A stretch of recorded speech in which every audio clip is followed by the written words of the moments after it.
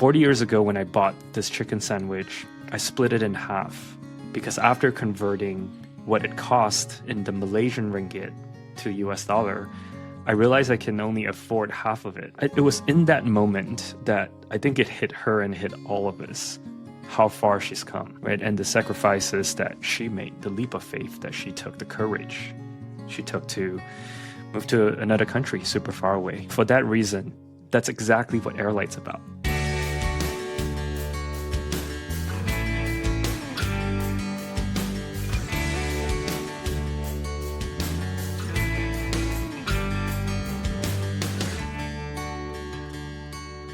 Alrighty, thanks everyone for tuning into this episode of Find Your Cause. Today we have Jermaine Ee, who's the founder of HeirLight. Jermaine, thank you so much for your time today. I was going to say tonight. It's a little bit later for you where you're based, but thank you again for your time. Thanks for having me. All right. So per usual, we would like to start with the mission or the purpose of the companies and organizations we're interviewing. So what is the mission of HeirLight and what are you trying to do? My mission is to make something legal, something that feels difficult and inaccessible to a lot of people.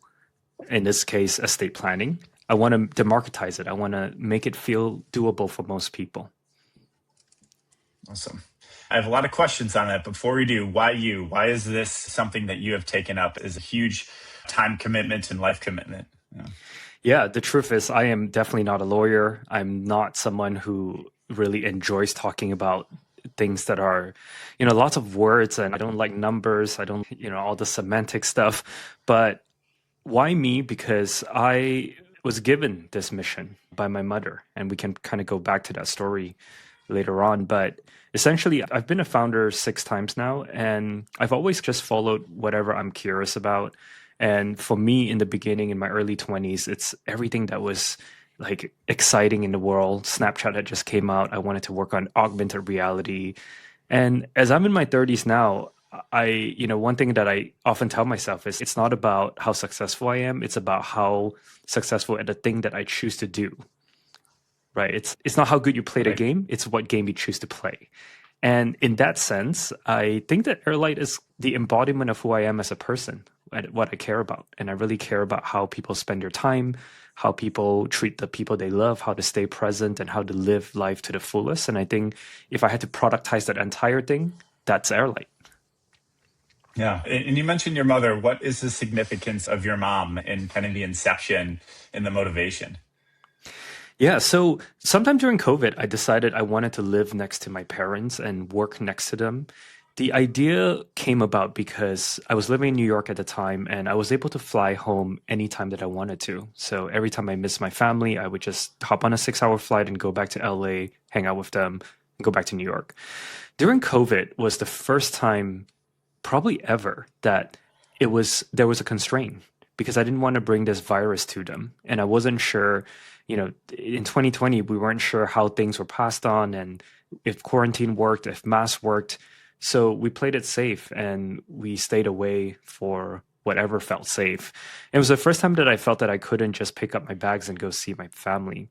And when I was finally with them, I realized, you know what? I think life is really just about intentionally spending more time with the people that you love. And so I started designing my entire life around my parents and really optimizing for time spent together. So from all the time that we spent together, we got to have a lot of interesting conversations about, what matters to them, hobbies, dreams. And in one of these conversations, I brought up the fact that, I think, Mom, you've made the last dollar that you ever need. And as your oldest son, I think you should maybe think about retirement. Think about stop working because at this point, every dollar you make will just go to me. And I don't want you working for me, right? I want you to live your life. I want you to travel and eat whatever you want to and do whatever you want to. And from that conversation, an insight surfaced, which is the fact that it wasn't that she didn't have enough money, was that she didn't really know how her 401k, her savings, and all the things that she had accumulated translated to the rest of her life. And I think it's this anxiety around running out of money before you die, one that a lot of people in the United States have, that was in the back of her mind. And so, as the techie son that I am, I built this simple ChatGPT chatbot at the time. This was a year and a half ago now, to ask her, what do you have? What are the things that you treasure? Who are the people in your lives that you want to save the stories for? Why do you care about this champagne glass that you got from who knows where 30 years ago? And what's the story behind it? And about 3 or 4 months into this process, I realized I'm reading this transcript. I'm like, you know what? If I know about all the things you care about and the people you care about, I can actually make an estate plan for you. And it doesn't have to be so heavy. So that's where the idea of HeirLight started. And I'll give a little spoiler here. The reason why this became my mission is because about a few months into building HeirLight, my mom got a stroke and she passed away. And it was because of HeirLight that we had these conversations, these intentional conversations that I got to make my mom feel more seen when she was alive. And for me, that is the mission. The mission is to sit here and inspire people to have these conversations with their parents so that with whatever finite time that we have left, we live it the way that we want to intentionally.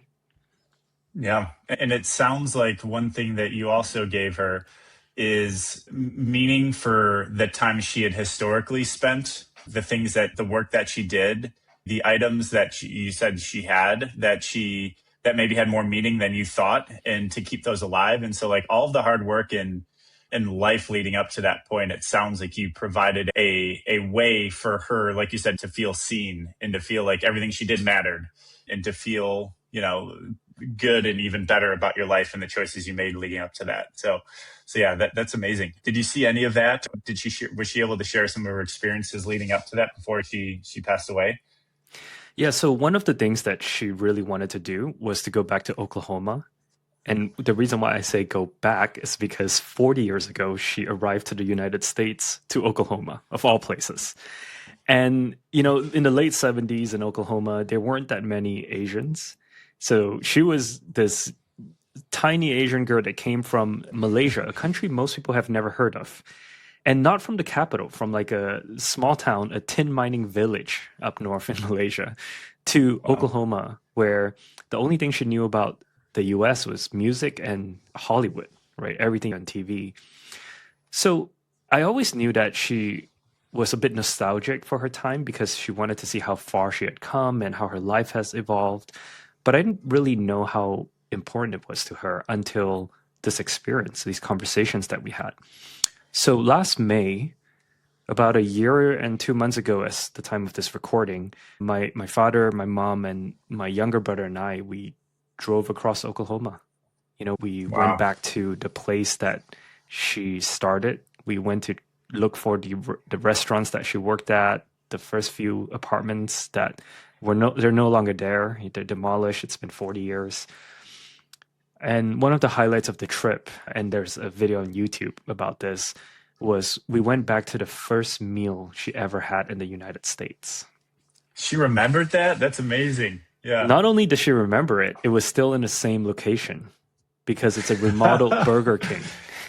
Wow. Yeah. Wow. And so we walked into this Burger King and we told her, hey, go and order the same thing you ordered 40 years ago. And she did. We talked to this young guy working at the cashier and we told him about how she came 40 years ago not speaking English. And the first thing she got was a chicken sandwich from Burger King. And when she sat down, she opened up the sandwich and she looked at us and she said, 40 years ago, when I bought this chicken sandwich, I split it in half because after converting what it cost in the Malaysian ringgit to US dollar, I realized I can only afford half of it for lunch. So I saved the other half for dinner. Wow. And it was in that moment that I think it hit her and hit all of us how far she's come, right? And the sacrifices that she made, the leap of faith that she took, the courage she took to move to another country super far away. And, for that reason, HeirLight that's exactly what HeirLight's about. It's to get these stories out of our lives, Mm, right? To document yeah. them. Yeah. So let's get into it then. So estate planning can be a very cold and calculated and not personal activity. It sounds like you're adding a lot more to that and more humanity and meaning to it. But before we get into how you're doing that, like what is estate planning for people that maybe have heard the term but don't know what fully it encompasses? Essentially, what happens to you after you're gone, right? Yep. Sometimes we think of it as a legal process. Really, there's a lot of terms that floats around, like wills and trust and probate, executor, guardianship. Essentially, what it is when you can no longer make a decision about the things that you have, and sometimes your body, the healthcare directive, who gets to decide? And the reason why this is important is because, for one, if you have decided who gets what and what goes where, it saves your family a lot of the overwhelm and the headache, right? Because we were building HeirLight, my mom had set up a trust. And so when she had passed, it was much easier. It was still very overwhelming, but it was much, much easier than if we didn't have one. But then when you get into the things like trust, there's of course tax strategies and, how do you avoid probate, which the will doesn't do.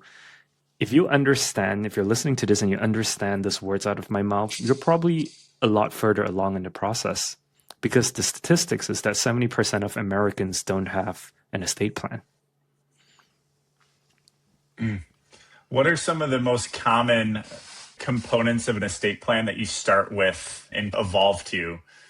Is it always with the last will and testament or power of attorney? I'd love to hear a broken down process of what you'd recommend. I think this is a little subjective.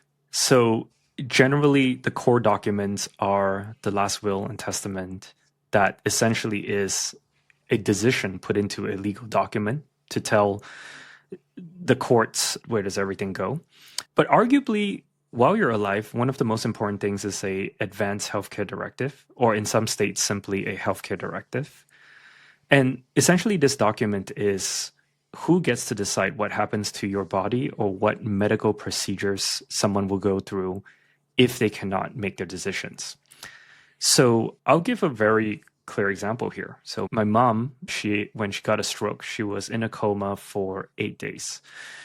And because my father was next to her, it was very simple. He was the person to decide. But it's not always so straightforward in many families. There was an actress in Florida who got into a coma, and her husband and her had chatted about this. They know she didn't want to feel pain. She didn't want to be kept alive just to be kept alive. But she never wrote those things down. She never created this document. And so what ended up happening was, for 15 years, her husband and her parents fought to keep her alive or to pull the plug. And not only does it cost a lot of money, but just think of the emotional overwhelm you're putting the people that you love through by just not having these things written down. And how is that, if you could explain the difference between that and power of attorney, or maybe these are like synonymous terminology, but how does that fall into the estate planning process? The power of attorney, there's many, but the popular one is the durable power of attorney, which is a piece of document that essentially grants somebody the right to help you deal with your financial stuff, for example. And an example I'd like to give more casually is, hey, if I'm going to go hike Everest Base Camp for 2 weeks, I'm going to be offline. And there's something so urgent that needs to be dealt with on my end. And if I had a power of attorney for, like, my sister, for example, she can then, if it's activated properly, do something for me with my bank. Chances are this typically is very helpful when someone is indeed in a medical emergency, but there are other reasons why this can come in handy. Yeah. Yeah. And then what's the difference in this day and age of AI between using a software or a package or an experience that you've put together and just, going on ChatGPT and saying, hey, create a draft a will for me and print, sign, good to go? Yeah, absolutely do not draft a will or really any legal document with AI. And here's why. Very simply, all 50 states have different laws. I as I'm coming onto this journey, we're now live in 16 different states, HeirLight is, and with going live in every state, we have to work with local attorneys to understand Mm, different laws, different regulations, and it's even things that we take for granted, knowledge such as what constitutes a minor, because there's I believe two or three states in the US that you are a an adult at 19, 18, or 17 at different points. Right. So there's all these nuances that are unique to state, but then there's also a lot of nuances that makes certain situations, for example, if you have minor children, guardianship, that makes it complicated. And the reason why an AI cannot handle drafting a legal document, but a will specifically, is that it doesn't push back on what you tell it to do, right? It doesn't guardrail against what is unique to your state, and it doesn't really push back on situations where you need to clarify certain things, or, you know, we as a company, we cannot really give you legal interpretation or legal advice because that's safe for a client attorney-client privilege. right. But what we can do as a company is that we have a state valid template, and our AI is only anchored to that template, and it asks you a question. It's a conversational list, right? It asks you questions Mm, about things. And when you don't understand certain things, you need a definition. We can actually define it to you specifically to your state, but we cannot really give you suggestions. So what we can do is relentlessly re-explain to you the same thing over and over again until it clicks, right? So right. that's what sets us apart from a generalist AI. Yeah. Yeah. So this is great transition. So say like I'm in my mid 30s. I have a parent that is aging and say they don't have something in place. What would be the process for me and the experience for them throughout this process? Obviously, my dad specifically, he's not as tech savvy. So yeah, and I'm sure many people share that. But what would the experience be, and how is there a personal touch that you're bringing to this? So to be honest, when we started the process, the assumption was that if you had money, you had an estate plan. If you didn't, you don't. As we got into the process, we realized there's an abundance of attorneys, there's an abundance of online tools, there's an abundance of free tools to get this done. And Mm, what's stopping people from doing it is a whole host of reasons. Gen Z are more open to talking about this topic, probably because Gen Z's been dealing with a once in a generation catastrophe every 2 years, right? This death is casual. For someone who is older, I would typically say, depending on the comfort level of this topic, of someone like your father have with this topic, I would just try to talk to him about why wouldn't he just go to an attorney, right? hmm. Because if I had to guess, he probably has some assets that would be better off in a trust, right? And I think I would like to get to the bottom of why he's avoided this. Maybe not your father specifically, but we Yeah. have a Yeah. user. We have a user who's close to 60 years old. He owns 3 properties and he uses our app. And because I'm annoying and I keep reaching out to our users and ask for user feedback and why they're on my app, he gave me an insight, which is at, I believe, 58 years old, he just didn't want to talk to a human. He just didn't want to Yeah. go and admit to a grown human that he doesn't know what a trust is, even though he knows he should do it. And what makes us different is that when you come into the app, we first ask you, why are you here? And the most common reason for us, new parent, new home, finally getting it done. Finally getting it done by far outweighs the other two for us. And once we understand why you're here, we push you through the process as quickly as possible. Because the other insight that we got from our users is that many of our users have paid for the other apps that are quote unquote our competitors, and yet Mm. they didn't finish. Some of them even paid for multiple apps and never finished, right? Because what we're competing against isn't really these other apps. What we're competing against is I'm really tired on Tuesday night and I'm finally sitting down on my couch and now I'm pulling up this website that's asking me 62 questions about what do I want to do when I die. And when I look around, I'm like, you know what? I'm probably not going to die tomorrow, so let me do this next month, Yeah. right? Yeah. So that's what we're going up against. And I think if I want to deliver the promise to my users, which is walking out of this experience with a concrete plan, I got to make it as easy as possible to push them through to a place where they feel comfortable with the topic. And that's why I Yeah. lead our conversation with story about the why I'm doing this. Yeah. Yeah. I think one that I've used in the past, I don't know if you've heard of them. I think they're called Mama Bear legal forms or something.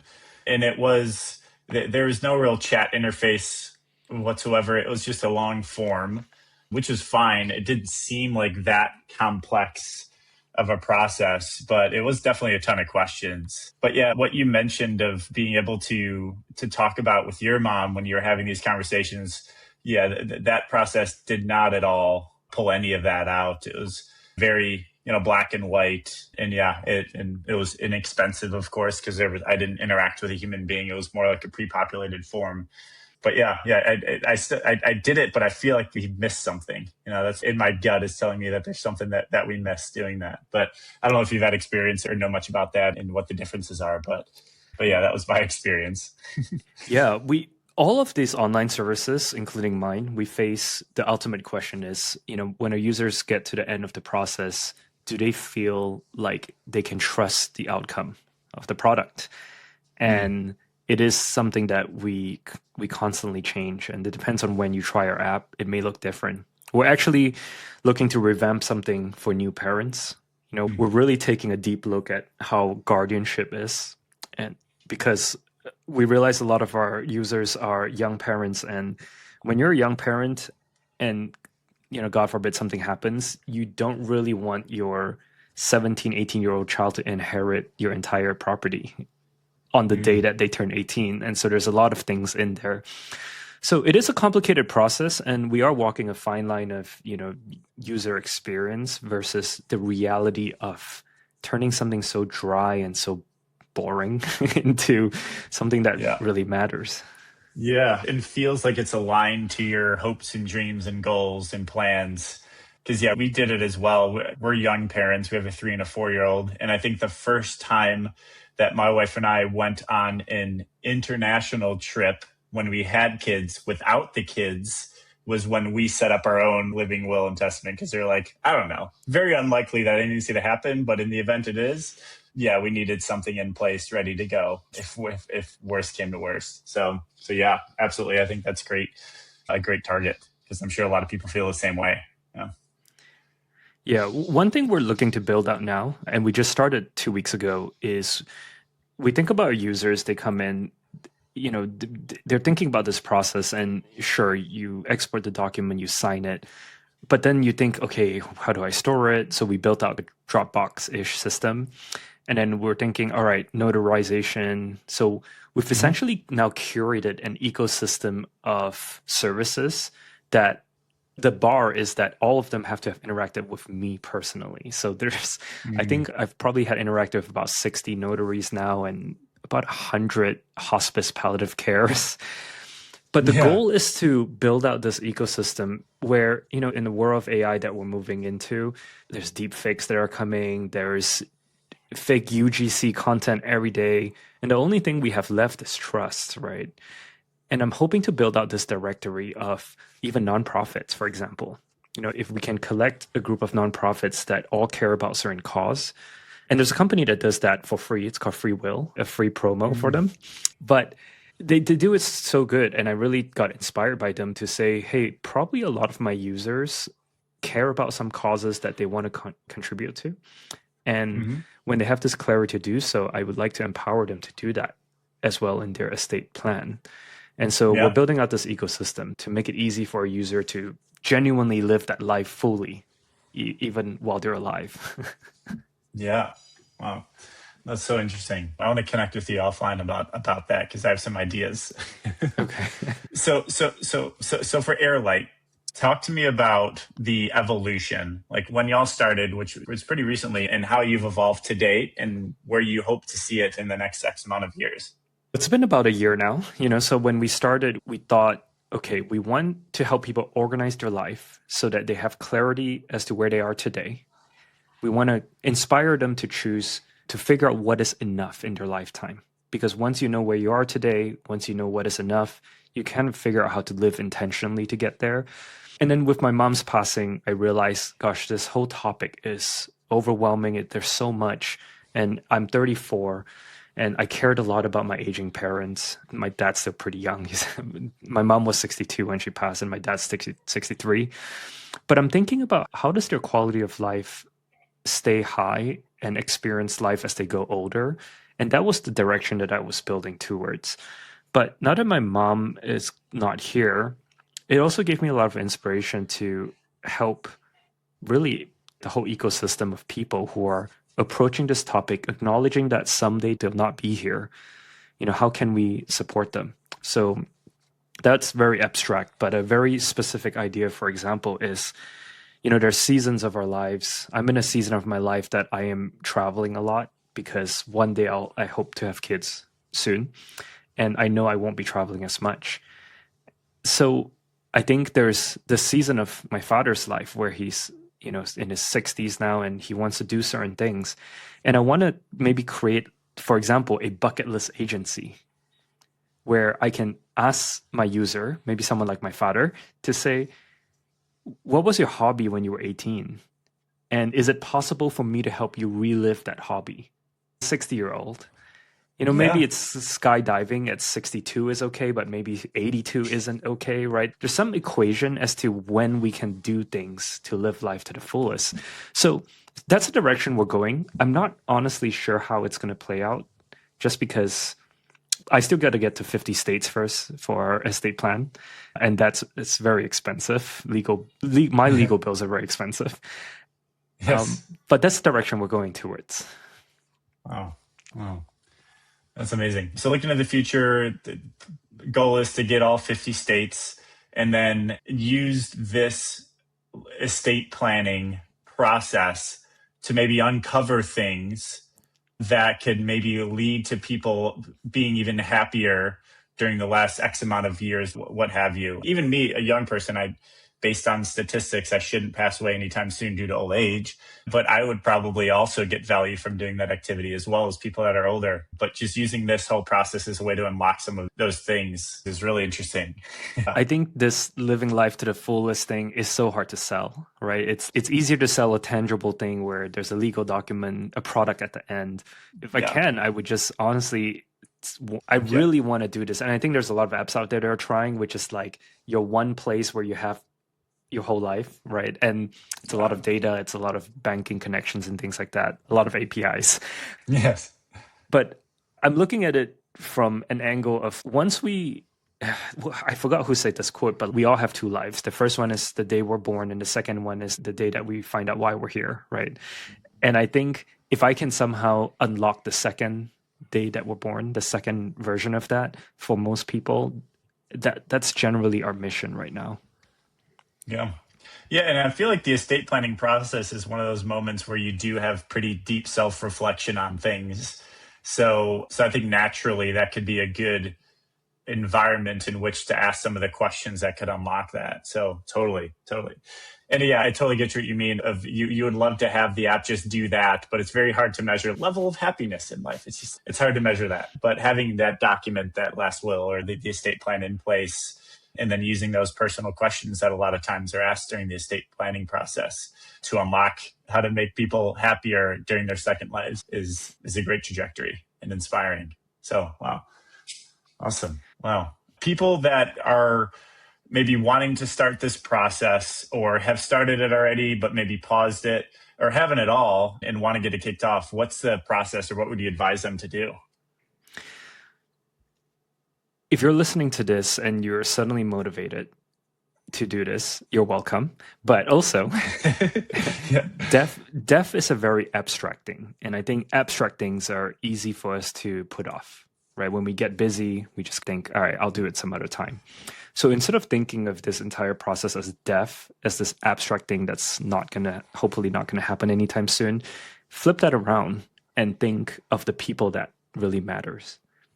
right? Start with the people, start with the things, the reason why you want to do this to begin with.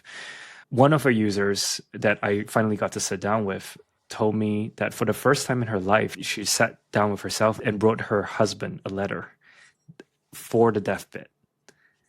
And the things that she uncovered made her realize that their day-to-day stresses is so small in comparison to what really matters at the end.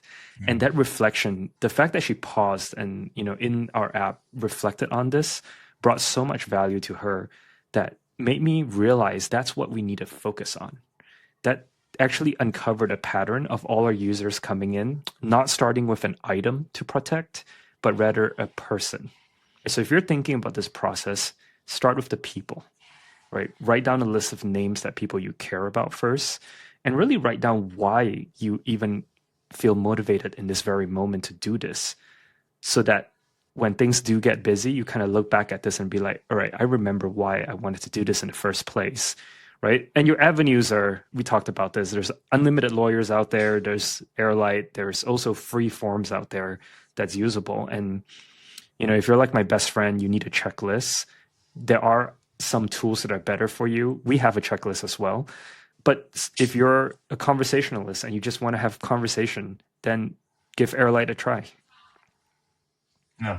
Well, this is amazing. I'm personally going to try this out. So I'll probably be one of the users that pops onto your feed here in the next few days. Because I think one thing that I learned when I initially did this was these are like living documents that change over time. And that was like an aha moment for me. Like when you buy your first house, or when you get more assets, or when you have kids, when maybe family members are getting older, or maybe you have something that happens that makes you think, oh, I should probably have something like this in place. When you get targeted, I feel like I'm ticked by ads of tax strategy that say you're going to lose all of your money if you don't do certain things with estate planning, like little things that trigger these moments, I think are more and more common. So yeah, so I'm really interested and want to look into it deeper. Is there anything that maybe we didn't cover that you want to also bring up before you wrap up? I'm going to piss my lawyer off at this point because I'm going to give you legal advice. This is for entertainment purpose only, but I think at this point you should certainly look into getting a living trust, right? Sorry, a revocable trust, because the truth is I consciously know that a lot of people in my circles should get a trust, because in very simple terms, a trust is like a basket where you put all your things into, and when you pass away, instead of having to transfer each one of those, you just hand the basket over to someone, right? And say, don't go through a court process, just take my basket. I'm part owner of the process, of the basket. And we had to confront ourselves with this fact that, a will doesn't avoid probate, which is a process where the court decides if your document is valid and all that. And what we come to realize is that we had to sit with ourselves and be okay with the fact that most of our users will either use our app to create a will or have nothing at all. And every day we have to ask ourselves, is what we give our user better than nothing at all? Because the truth is, we're not really going for the entire piece of the pie of estate planning. We're not going for people who have properties, and actually 401ks, you can just write your beneficiaries in your accounts. But there's a lot of things that just having a will isn't necessarily enough, but we want to get people to do the 0 to 1. We want to get people comfortable with the topic, to have the first step. And this is why we've referred over 3 dozen of our users to attorneys. And that process is also very delicate, because we can't really tell our users, hey, based on what we know about you, a legal interpretation, you should talk to a lawyer, right? We can't do that. And so we try to surface like, hey, have you heard about a trust? And we don't do trust, by the way. So it's not something we can make money on, but we just want to make sure that we're doing right by our users. And my goal is, out of the 70% of Americans that don't have a will, if we can capture even 1% of that and help them go from 0 to 1, and if they graduate from HeirLight and go into having a trust, that's fine by me, right? So I know as we're having this conversation and I'm getting to know you a little bit more, obviously probably talk to a lawyer, but also use my app to give me some feedback because I'd love to hear your feedback. Yes, yes, yeah, absolutely. Because I've used some apps before, so yes, I'm excited to test it out. And the ones I've used do not integrate a conversational bot AI in it, and I think there's a huge opportunity to use that in a very positive way. So, especially if kind of the knowledge base is associated with the right states from a legal standpoint. So, amazing, amazing. Great. I feel like time has flown by. Is there any last words or anything you want to leave us with before we wrap up here? No, thank you. I just want to also give you a shout out for, surfacing cool organizations and talk about causes that matters. I think as someone who's very deeply connected with a lot of causes, I met my partner, my girlfriend, through helping the Ukrainian situation. So it's very close to my heart. So I appreciate the work you do and the things you put out there. Yeah, of course. We're here for you, but I really appreciate that. Yeah, we've had a blast doing it and honored to share stories like yours that are making an impact and helping bridge some of the knowledge gaps and fear that people have, whether it's them getting older or having kids or having a home or their family members. So thank you so much for everything you do. And we're excited to share this to more people and hopefully drive more people and users to get their hands on some of these tools. So thank you again so much. Thank you. Thanks for having me.